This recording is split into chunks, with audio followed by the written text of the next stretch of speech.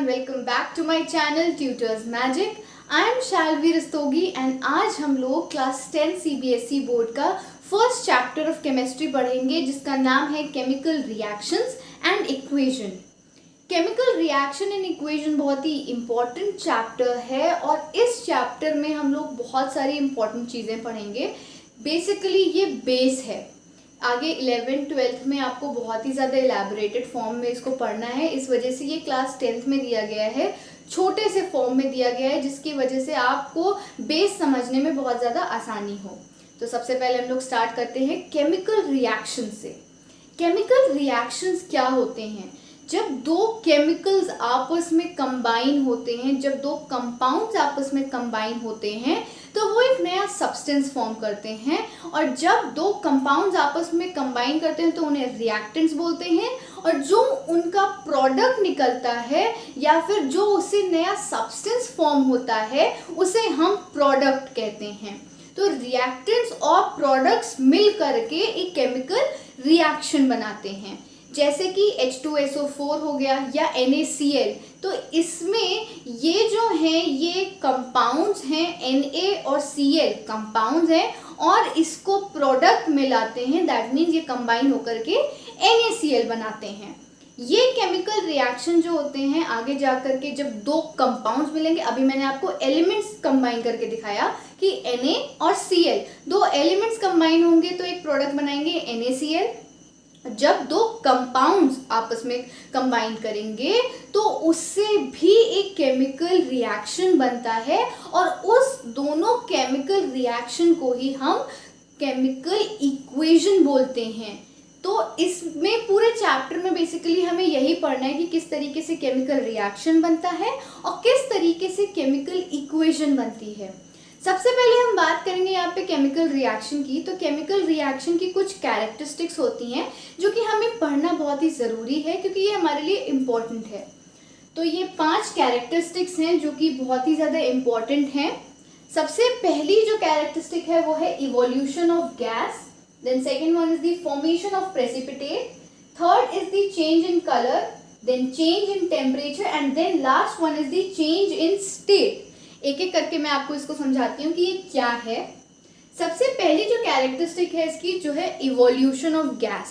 जैसा कि मैंने अभी आपको पहले बताया था कि जब हम किसी कंपाउंड को आपस में कंबाइन कराते हैं तो एक नया सब्सटेंस फॉर्म होता है। जब वो नया सब्सटेंस फॉर्म होता है तो उससे कुछ गैस जो होती है वो निकलती है। निकलने को यहाँ पे इसीलिए बोला गया है इवोल्यूट होती है, या इवोल्यूशन ऑफ गैस का ये जो पूरा प्रोसेस है ये परफॉर्म होता है। यहाँ पे मैंने एग्जाम्पल भी दे रखा है, जैसे जिंक के ग्रैन्यूल्स जब H2SO4 that means sulphuric acid से मिलते हैं तब वो एक गैस को इवॉल्व करते हैं जो होती है H2 यानी कि हाइड्रोजन गैस जो होती है वो इवॉल्व करती है। तो यहाँ पे जो फर्स्ट कैरेक्टरिस्टिक्स है यहाँ पे कंप्लीट हो गई है कि इवोल्यूशन ऑफ गैस होती है, और वो कब होती है? जब दो आपस में कंपाउंड कोलैब करते हैं या कंबाइन करते हैं आपस में, और उसकी वजह से जो गैस इवॉल्व होती है उसे इवोल्यूशन ऑफ गैस बोला गया है। द सेकेंड कैरेक्टरिस्टिक है फॉर्मेशन, मतलब कि बनना। किस चीज का बनना? प्रेसिपिटेट का। प्रेसिपिटेट क्या होता है? प्रेसिपिटेट मतलब होता है जब हम दो कंपाउंड्स को आपस में मर्ज करते हैं या कंबाइन करते हैं, उसके बाद जो उसके रेसिड्यू बच जाते हैं या जो पीछे चीज़ें बच जाती हैं उसको कंबाइन करने के बाद उसे हम प्रेसिपिटेट कहते हैं। उसका एग्जाम्पल है जैसे potassium iodide with the lead nitrate, मतलब कि जब पोटेशियम आयोडाइड को हम लेड नाइट्रेट के साथ कंबाइन करते हैं तो एक येलो कलर का प्रेसिपिटेट बनता है। अब येलो कलर का ही क्यों बनता है? किसी भी कलर का बन सकता है, पर नहीं, यहाँ पे येलो कलर का इसलिए बनता है क्योंकि यहाँ पे पोटेशियम आयोडाइड है, आयोडीन का यूज हुआ है, और जो आयोडीन होता है वो yellow dark brownish yellow colour का होता है। जब वो आगे कंबाइन होता है तो वो येलो कलर में ब्रेकडाउन उसका होने लग जाता है। तो यहाँ पे जो पोटेशियम आयोडाइड है और जब वो लेड नाइट्रेट के साथ कंबाइन करेगा तो वो येलो कलर का प्रेसिपिटेट पीछे छोड़ देगा। फिर जो थर्ड कैरेक्टरिस्टिक है उसकी वो है चेंज इन कलर। अब जब ये चेंज इन कलर होता है तो ये साइट्रिक एसिड से, जब साइट्रिक एसिड से पोटेशियम परमैंगनेट को कंबाइन कराया गया तब उसके बाद उसमें कलर का चेंज देखा गया। अभी तक हमने गैस को इवोल्यूट कराया, प्रेसिपिटेट बचा, अब हमने देखा कि इसमें कलर में भी जो है चेंज होता है। तो ये कैसे होता है? जब साइट्रिक एसिड यूजुअली खट्टे जो रस होते हैं, जो खट्टापन होता है जैसे लेमन का, ऑरेंज का, तो साइट्रिक एसिड वो होता है।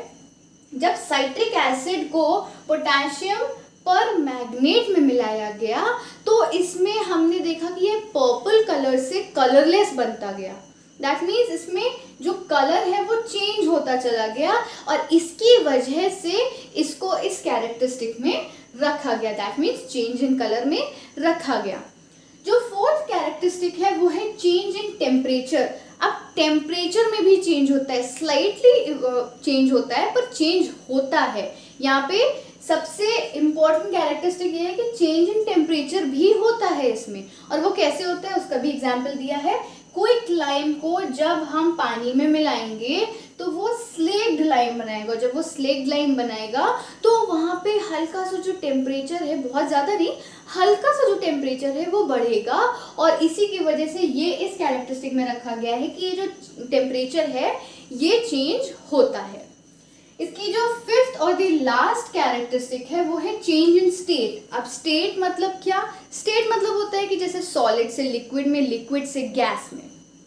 तो ये जो चेंज होता है ये आपने छोटी सी क्लास में भी पढ़ा होगा। छोटी क्लास में जब आप 6th 7th 8th में हैं तब भी आपने ये पढ़ा होगा कि कैसे कोई भी सब्सटेंस, मैटर जो होता है वो चेंज होता है, या मॉलिक्यूल्स जो होते हैं वो कंप्रेस होते हैं सॉलिड से लिक्विड, लिक्विड से गैस। जब सॉलिड में होता है तो ये बहुत ज़्यादा कंप्रेस नहीं हो पाता है और आपने इसकी प्रॉपर्टीज भी पढ़ी हुई है जूनियर क्लासेस में।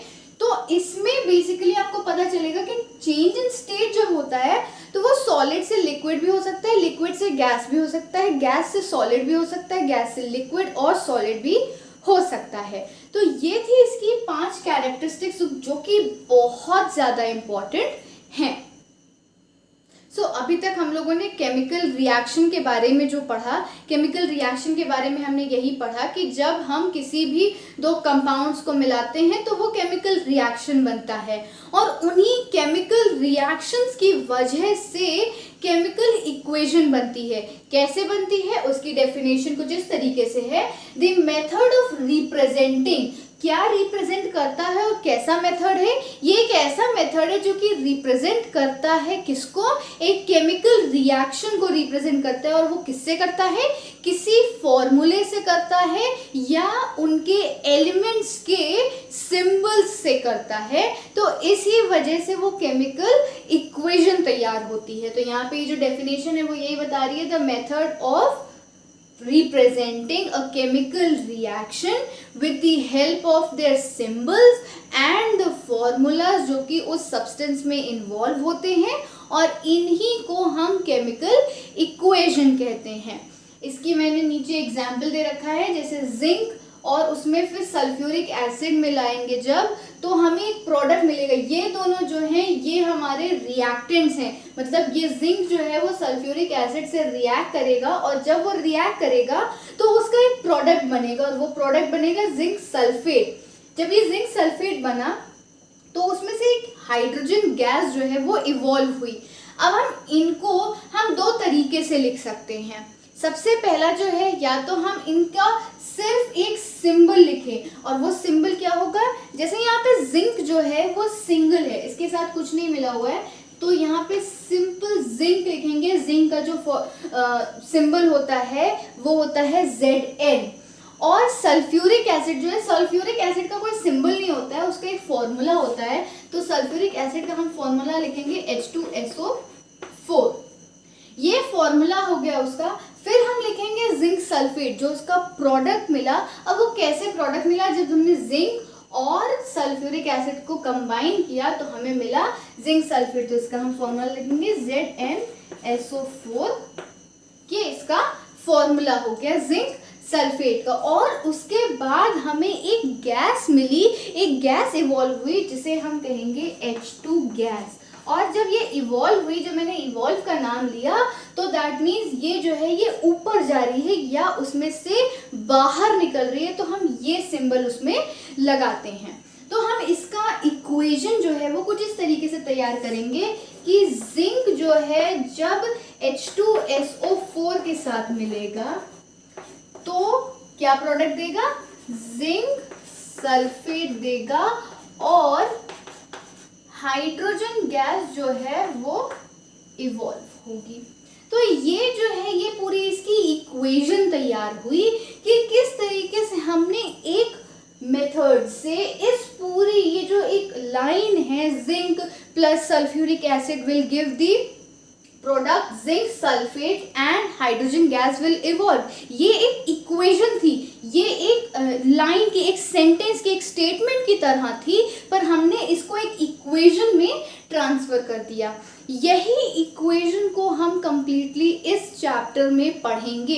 इस चैप्टर में हम बेसिकली ऐसे ही स्टेटमेंट्स को ऐसे इक्वेशन में चेंज करना और ऐसे इक्वेशन को फिर बैलेंस करना कि दोनों साइड बैलेंस हो जाएं, वो सीखेंगे। अब दोनों साइड बैलेंस होने का मतलब क्या है, हम सबसे पहले ये जानेंगे और फिर उसके बाद जानेंगे कि ये कैसे होता है। अभी तक हम लोगों ने देखा कि केमिकल इक्वेशंस जो होती है वो कैसे बनती है। अब हम लोगों को देखना है बहुत ही इम्पोर्टेंट पॉइंट इस पूरी इक्वेशन का कि इसको बैलेंस कैसे करते हैं। केमिकल इक्वेशन को बैलेंस करने के बहुत सारे स्टेप्स होते हैं जो कि बहुत ही इजी होता है। ये बेसिकली बहुत ही इजी होते हैं केमिकल इक्वेशन को बैलेंस करना। There are two types of equation, first is the balanced equation, second one is the unbalanced equation. तो जब हम किसी भी इक्वेशन को बैलेंस करते हैं तो हम सबसे पहले देखते हैं कि उसमें कौन कौन से एलिमेंट्स हैं। Elements in the sense hydrogen, helium, lithium, beryllium, ये सब कौन कौन से एलिमेंट्स उसमें इन्वॉल्व हैं। अगर जो भी एलिमेंट्स इन्वॉल्व होते हैं हम सबसे पहले ये देखते हैं कि उसमें अगर इन्वॉल्व हैं तो वो कितने बार हैं, कितनी बार उस एलिमेंट को उसमें इन्वॉल्व किया गया, किसी भी इक्वेशन में उसको कितनी बार इन्वॉल्व किया गया है। फिर उसके बाद हम देखते हैं कि जब उसका नंबर सेटल्ड हो जाता है तो हम देखते हैं कि क्या दोनों तरफ वो सेटल्ड है।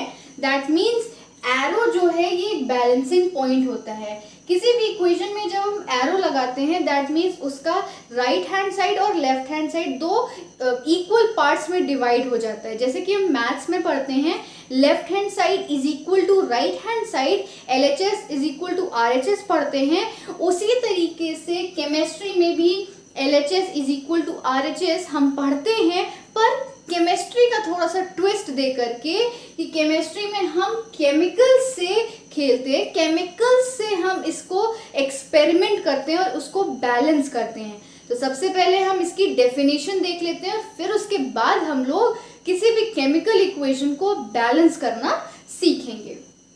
इसकी जो डेफिनेशन है वो बहुत ही इजी है। A balanced chemical equation has an equal number of atoms। हमेशा हमें ये बात ध्यान रखनी चाहिए कि जो भी इक्वल नंबर ऑफ एटम्स अगर है किसी भी इक्वेशन में दैट मीन्स वो जो भी इक्वेशन है वो बैलेंस्ड है। अगर इक्वल नंबर ऑफ एटम्स नहीं है तो हमें उनको बैलेंस करना होगा, इसलिए वो होंगे। अगर नहीं है तो वो अनबैलेंस कहलाएगा और फिर वो इक्वेशन गलत हो जाएगी। तो a balanced chemical equation has equal number of atoms of the element in the reactant side also and the product side also। That means ये जो है ये reactant side है and जो arrow के इधर side है वो product है इसका। तो ये जो product और reactant को combine किया गया तो ये पूरी एक chemical equation बनी। तो अब चलते हैं हम लोग इसको completely balance बनाने में। एक मैंने यहाँ पे बैलेंस्ड इक्वेशन लिखी है और एक अनबैलेंस्ड इक्वेशन लिखी है। जो बैलेंस्ड इक्वेशन है ये वाली इक्वेशन मैंने पहले वाली केमिकल उससे ली है कि केमिकल इक्वेशन कैसे फॉर्म करते हैं और इसी को हम सॉल्व करेंगे। फिर हमने एक नई इक्वेशन ली है जिसको हम बैलेंस करेंगे या करना सीखेंगे।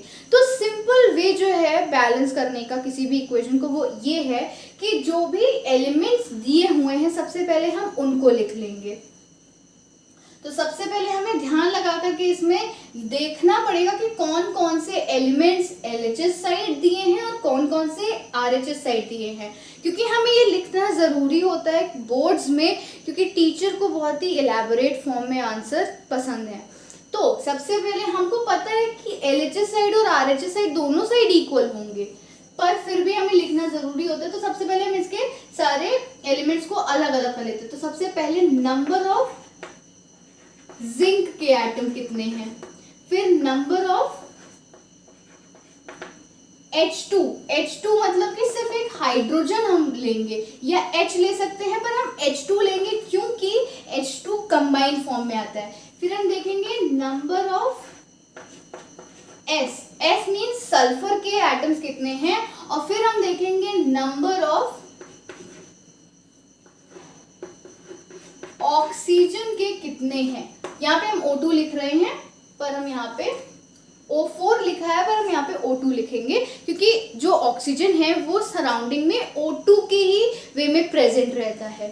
तो हम सबसे पहले इसके लिख लेंगे कि कितने होते हैं। अब इस इक्वेशन में LHS साइड कितने हैं जिंक के 1 है। फिर H2 कितना है, H2 मतलब कि 2 है, ये हमेशा ध्यान रखिएगा। H जो है हाइड्रोजन जो है वो 2 बार आया है यहाँ पे। फिर सल्फर जो है वो सल्फर कितनी बार आया है, सल्फर 1 ही बार आया है इधर, तो हम यहाँ लिख देंगे 1। और ऑक्सीजन जो है वो भाई 4 बार आया है यहाँ पे।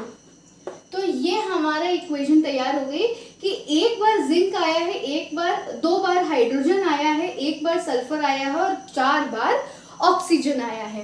उसी तरीके से हम प्रोडक्ट साइड भी कर लेंगे कि नंबर ऑफ जिंक के देख लेते हैं, फिर नंबर ऑफ सल्फर के देख लेंगे, फिर नंबर ऑफ ऑक्सीजन के देख लेंगे, and then number of hydrogen के देख लेंगे।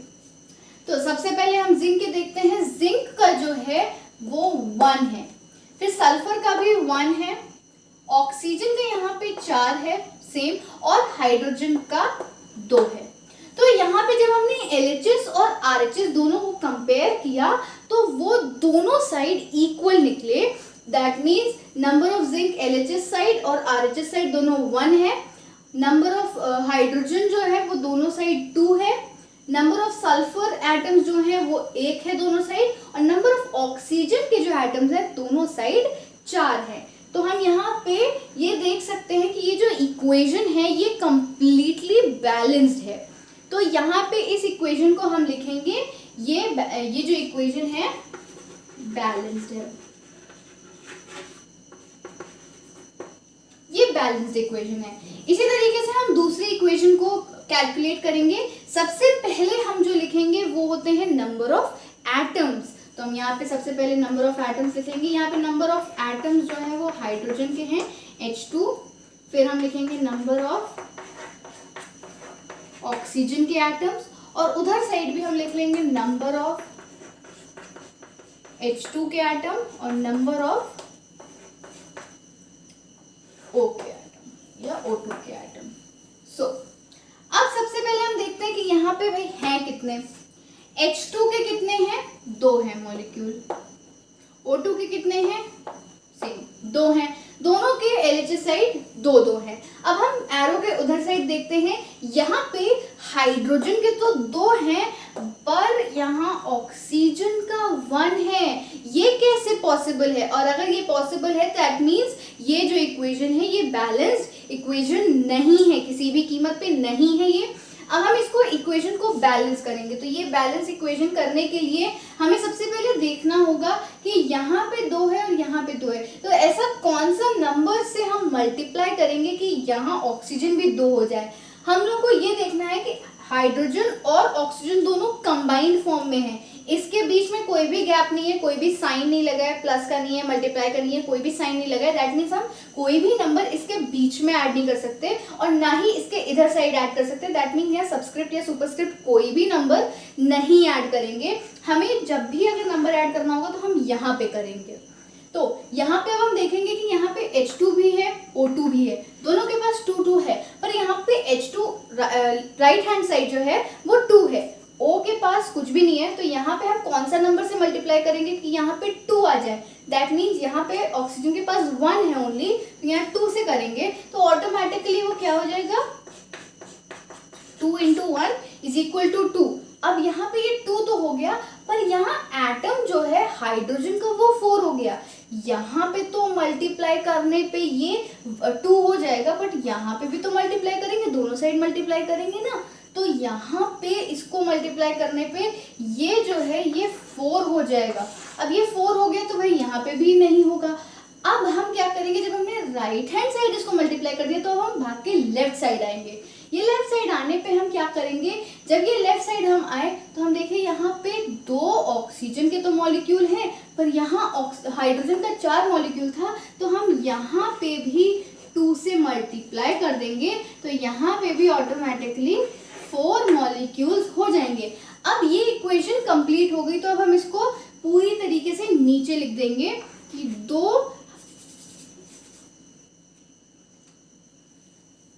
2 हाइड्रोजन के मॉलिक्यूल प्लस 4 हाइड्रोजन के मॉलिक्यूल प्लस 2 ऑक्सीजन के मॉलिक्यूल कौन सा प्रोडक्ट देंगे, हमें ये प्रोडक्ट मिलेगा। दैट मीन्स अब हम चेक करेंगे कि इसकी जो हमने इक्वेशन बनाई क्या वो सही है।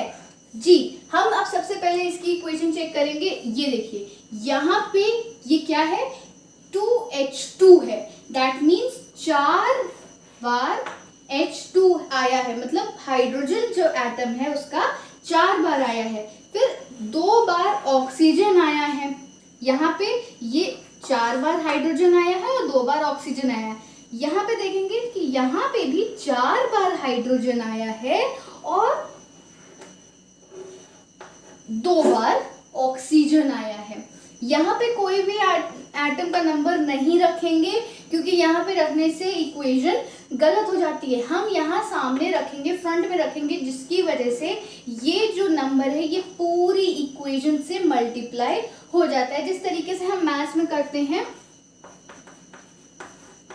ये जो बाहर है ब्रैकेट के, ये पूरी इक्वेशन से मल्टीप्लाई होगा, जिसकी वजह से यहाँ पे ऑटोमेटिकली ये जो हाइड्रोजन और वाटर का जो ऑक्सीजन है ये जो है ये कंप्लीटली 2 हो जाएगा। इसी तरीके से हम किसी भी इक्वेशन को बैलेंस करते हैं और समझते हैं कि किस तरीके से ये कंप्लीटली बैलेंस होगा। थोड़ी सी और केमिकल इक्वेशंस हम सॉल्व करने की कोशिश करते हैं, उसको बैलेंस करने की कोशिश करते हैं।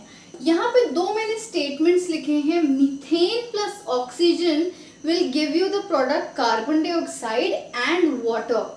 यहाँ पे एक स्टेटमेंट मैंने ऑलरेडी लिख रखा है कि यहाँ जब मीथेन को हम ऑक्सीजन के साथ कंबाइन करेंगे तो वो हमें प्रोडक्ट देगा कार्बन डाइऑक्साइड के फॉर्म में, और वाटर जो है वो मिलेगा हमें। तो सबसे पहले हम इसको एक इक्वेशन के फॉर्म में लिख लेते हैं। ये स्टेटमेंट के फॉर्म में है, ये एक सेंटेंस के फॉर्म में है। इसको हम सबसे पहले एक इक्वेशन के फॉर्म में लाते हैं। तो इक्वेशन के फॉर्म में लाने के लिए हमें सबसे पहले जो मोस्ट इम्पॉर्टेंट थिंग हमें जाननी है वो ये होगी कि हमें इसके फॉर्मूलाज पता हो। मीथेन का जो फॉर्मूला होता है वो होता है CH4। ऑक्सीजन जो होता है वो O2 होता है, will give you carbon dioxide. Carbon dioxide का होता है CO2 प्लस जो वाटर होता है वो होता है H2O। ये हमें हमारी इक्वेशन मिल गई। अब इस इक्वेशन के साथ हम सारे एक्सपेरिमेंट परफॉर्म करेंगे। इसको बैलेंस कैसे करते हैं वो सीखेंगे। तो सबसे पहले मैंने आपको बैलेंस करने के लिए बताया था कि बैलेंसिंग के लिए मोस्ट इम्पॉर्टेंट थिंग जो हमें जाननी ज़रूरी है वो ये होती है कि हमें इसके एलिमेंट्स के बारे में, जो एटम्स हैं इसके अंदर, उनके बारे में जानना ज़रूरी होता है।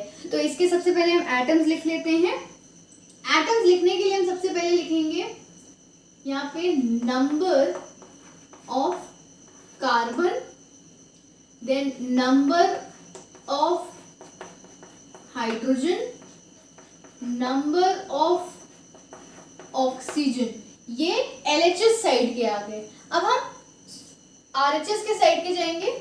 Number of carbon, number of, अगर हम इसको ऊपर नीचे भी कर देते हैं इसका फॉर्मेट तो कोई दिक्कत नहीं है, पर इसका फॉर्मेट जो ये इक्वेशन लिखा है इसका आगे पीछे नहीं कर सकते। पर ये जो नंबर ऑफ एलिमेंट्स हम लिख रहे हैं इसको हम सीक्वेंस में लगा सकते हैं, LHS is equal to RHS कर रहे हैं इसलिए। तो यहाँ पे जैसे मैंने सबसे पहले कार्बन को लिया है तो यहाँ पे मैंने कार्बन ले लिया। अब जब सेकेंड नंबर पे मैंने यहाँ पे हाइड्रोजन लिया है तो यहाँ पे मैं हाइड्रोजन सेकेंड नंबर पे भी ले सकती हूँ, तो यहाँ पे मैं सेकेंड नंबर पे हाइड्रोजन ही लूंगी। एंड जो थर्ड नंबर पे मैंने लिया है ऑक्सीजन, तो यहाँ पे भी मैं थर्ड नंबर पे लूंगी ऑक्सीजन। अब सबसे पहले हम इसके एटम्स को कैलकुलेट कर लेते हैं कि एटम्स कितने हैं इसमें। तो सबसे पहले जो एटम है वो कार्बन का है, तो यहाँ कार्बन का जो है 1 एटम है। फिर हाइड्रोजन का यहाँ पे 4 है और ऑक्सीजन का यहाँ ऑलरेडी 2 है। उसी तरीके से यहाँ पे देखेंगे, यहाँ पे कार्बन का जो है वो 1 है जैसे कि LHS में भी है। और फिर यहाँ पे देखेंगे हम कि यहाँ पे हाइड्रोजन का कितना एटम है, तो यहाँ पे हाइड्रोजन के एटम है 2, क्योंकि इधर हाइड्रोजन नहीं है, सिर्फ इधर ही हाइड्रोजन है। फिर हम यहाँ देखेंगे कि ऑक्सीजन का कितना है, इधर ऑक्सीजन का यहाँ पे 2 है, सॉरी इधर 2 है, यहाँ पे ऑक्सीजन का 2, यहाँ पे प्लस का साइन है इसलिए प्लस, एक इधर ऑक्सीजन है तो यहाँ पे 3 है।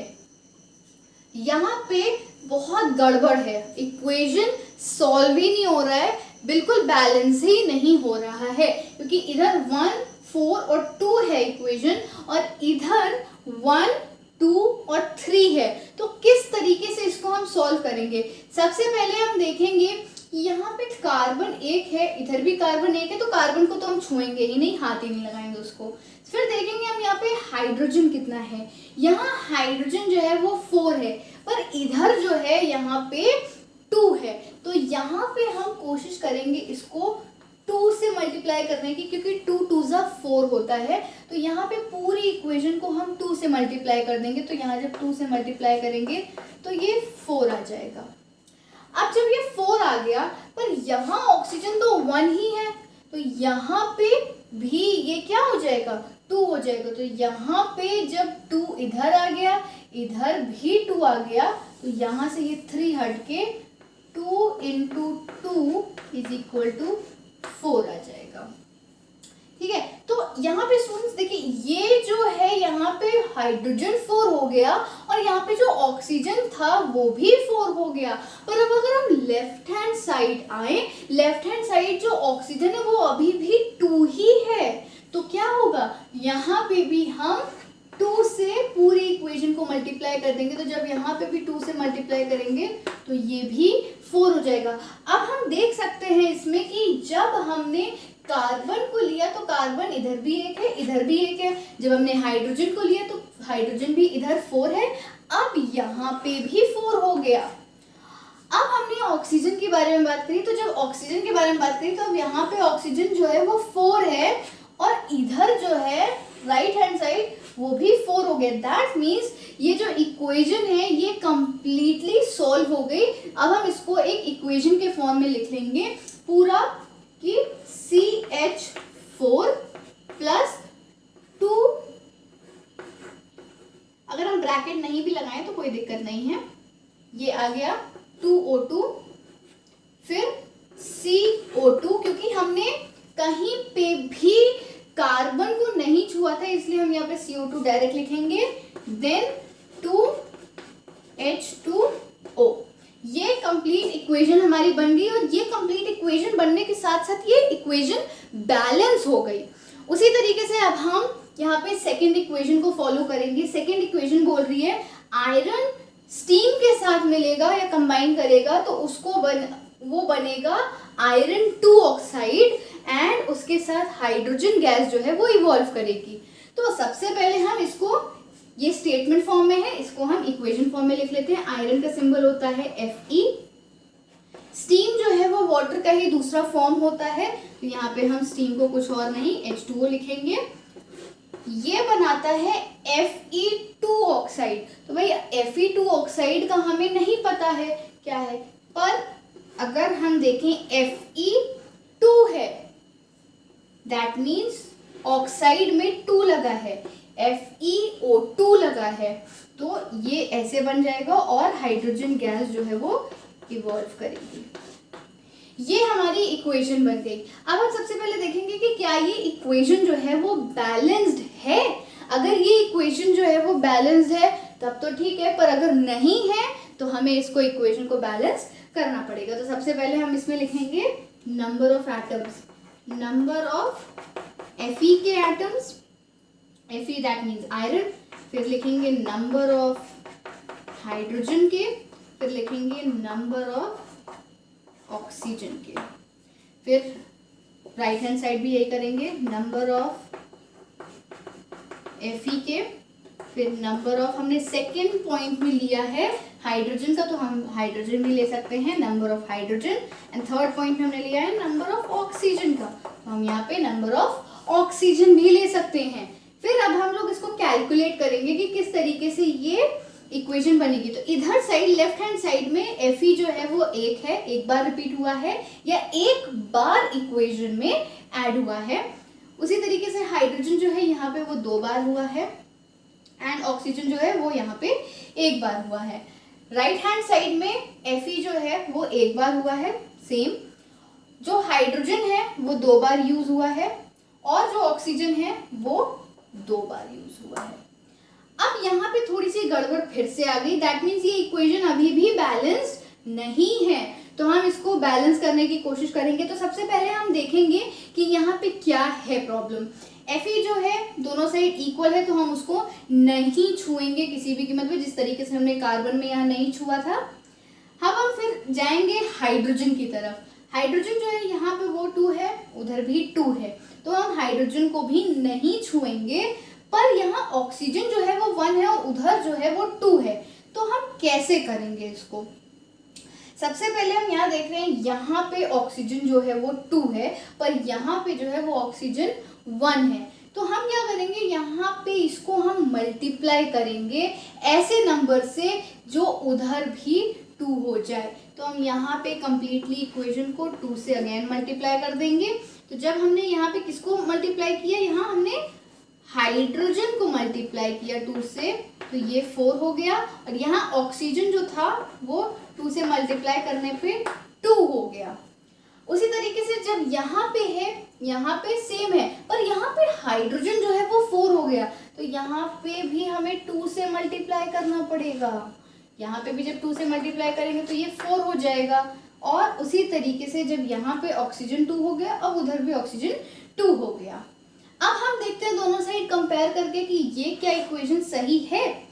जब यहाँ पे मैंने इक्वेशन को कंपेयर किया तो यहाँ पे Fe जो है इधर भी 1 है, इधर भी 1 है।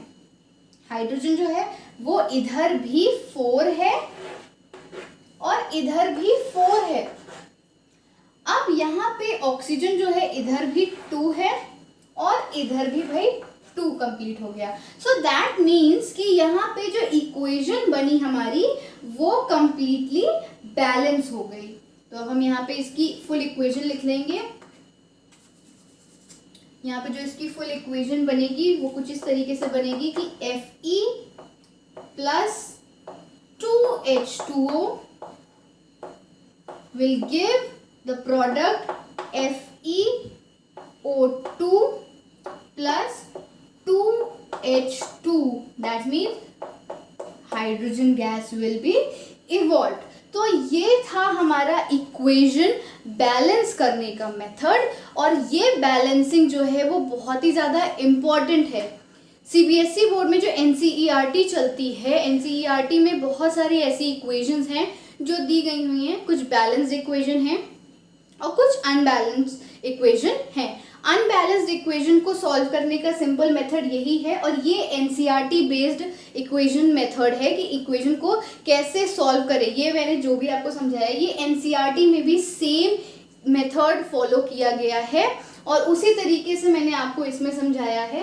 अगर आपको कोई कन्फ्यूजन है तो आप कमेंट में लिख सकते हैं, मैं आपकी वहाँ पे भी सॉल्व कर दूंगी। एंड आई होप आपको ये वीडियो समझ में आई हो। अगर आई हो तो please hit that like button and please subscribe to my channel and please hit the bell icon so that आपको जो आगे आने वाली वीडियोस हैं उसकी नोटिफिकेशन जो है वो मिल जाए, क्योंकि इस वीडियो के बाद मैं और इससे रिलेटेड बहुत सारी वीडियोस बनाऊंगी तो वो आपको मिल जाएंगी।